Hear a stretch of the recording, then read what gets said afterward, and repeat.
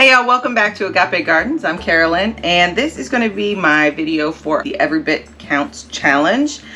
And I've had to kind of rearrange some things, mostly because I am a school teacher and I have recently gone back to work, and so things are a little bit busier than they have been for the past few months. And so I'm going to be doing multiple projects today and over the next couple of days to try to satisfy the Every Bit Counts challenge my way. And so I have a lot to preserve and a lot to sort of put away. This isn't exactly preserving from my garden, but we did have an order from Azure Standard.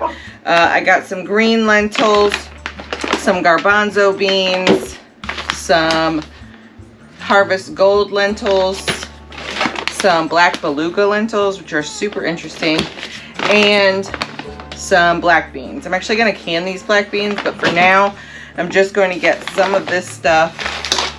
I also got black peppercorn, so I'm just going to get this stuff into some jars that I've also gotten from Azure in the past, and get them into my long-term storage so that we have more space to work in the kitchen.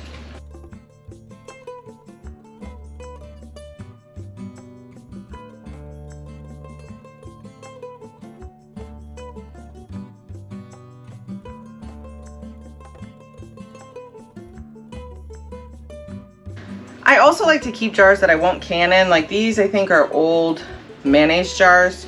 So I just store dry goods in those. The jars are also a great way to store your dried goods because they are resistant to pests. Anything that might find its way into your home, it's going to be much better protected in a glass jar.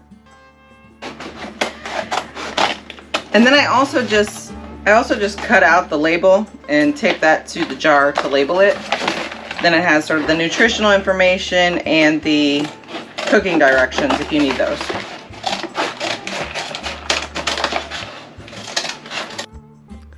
I know that having dried goods has been a game changer for me. Having 25 pounds of black beans, which is something we eat pretty regularly on a taco night or something like that. I even put them in chili. They definitely are more affordable and are just always available and take up less space. So I really enjoy storing them in my glass jars and my long-term storage for future use. I think it's a great investment.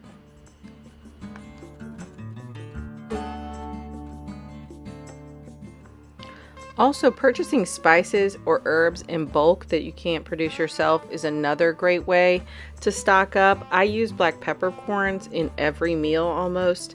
Also, I use them when I make broth or certain canning recipes. So it's a really great idea to have them in bulk and use those recycled jars in order to store them. That way you're not using your good canning jars for that. That way you just know you aren't going to run out when you need them. I've actually decided I'm just going to leave the black beans in the bag that they came in because I'm going to be processing those in the next few days, I think. So we've got these all in jars. And I just reuse my old canning lids for my dry goods, and that's what I'll put on these. Sometimes I have other lids that will work also. So I'll put that on there. And I'll work out of these smaller jars when I'm filling things or anything like that. So, and then this one get old. There it is. First project done. So next I'm going to work on dicing up the onions that I peeled last night. I took some of the larger onions that we grew and put them aside for fresh eating, and the rest of them I have halved and peeled, and we're going to dice those, use them in a couple recipes, and just freeze the diced onions. Okay, so I am ready to move on to my next project, and that is going to be chopping up all of these onions. And so when I was peeling them, you know, they're a little bit, I don't know if you can see that, but they're a little bit dirty. So what I'm going to do is I'm going to wash them off. I'm going to dry them off in my salad spinner.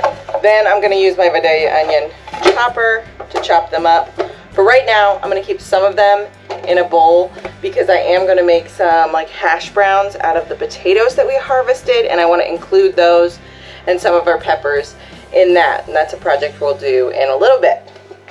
So first, let's get these onions chopped. I almost forgot to mention the onions that I'm keeping for fresh eating. I'm storing in these bags, which have these really awesome Velcro so you can access them.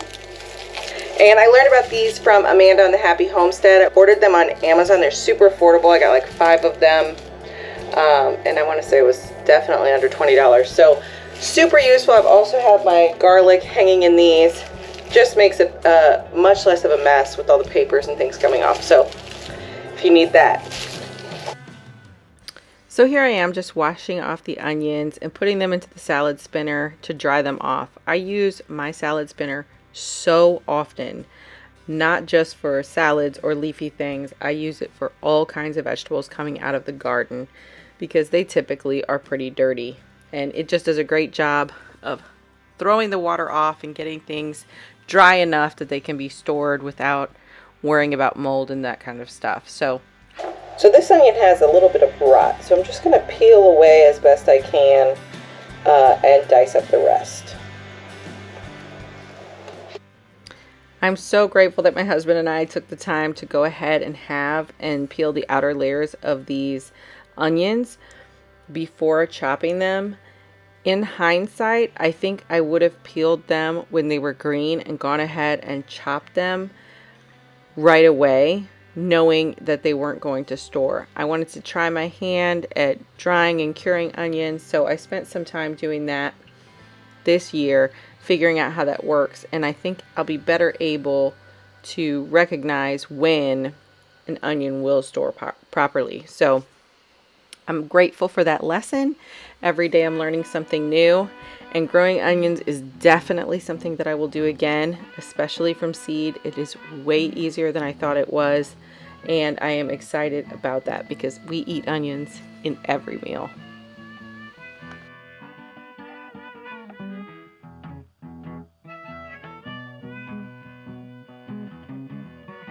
Okay, so I have 2-gallon bags full of diced, I almost said tomatoes, of diced onion in the freezer. And just to be clear, this isn't something I'm planning on thawing before using. Anytime I'm going to cook, make soup, burritos, whatever it is, whatever you start with onions, you just put a little bit of oil and then throw these in frozen.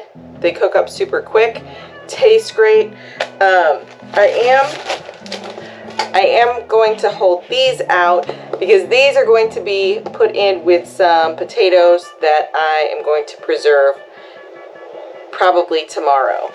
I just wanted to say that I did go back and forth. I had made the onion balsamic jam, which turned out really, really good.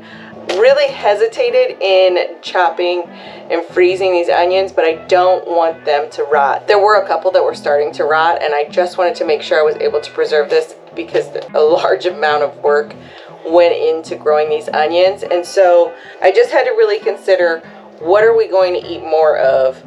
Onions cooked or onion jam? And so I think we have enough onion jam, especially because we've never had it before. So we're going to see how much we go through in a year, and we'll change things up next time if need be.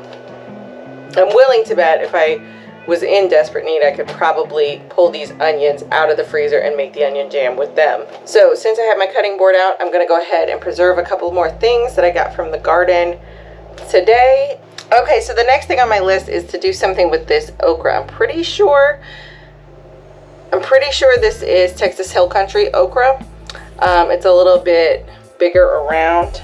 These are some Clemson spineless. This one might be okay, but I have a couple that are really huge and probably not going to be any good. So all I'm going to do with these is cut them into rings and put them in a freezer bag and put them in the freezer. My plan for these is to use these in gumbo this winter. I only have 2 right now, but pretty soon I'll be covered up in them and I'll have a bag to add to. My favorite way to eat okra is raw and fresh. But also with fresh okra, you can, and even you can freeze it that way by battering it and then freezing individually, and you can make fried okra in the winter as well. I actually just met someone who was telling me about an okra curry, which I'm interested to try. Usually I test them by going like this, and if they crunch and don't bend, then they're probably too hard. But you can hear the difference when you slice into it. So it's just a little too fibrous.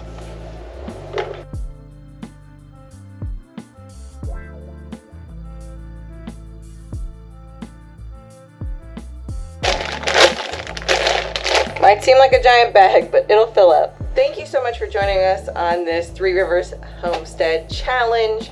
Every bit counts. Every bit certainly does count. And if you haven't subscribed already, please consider subscribing. It really helps the channel.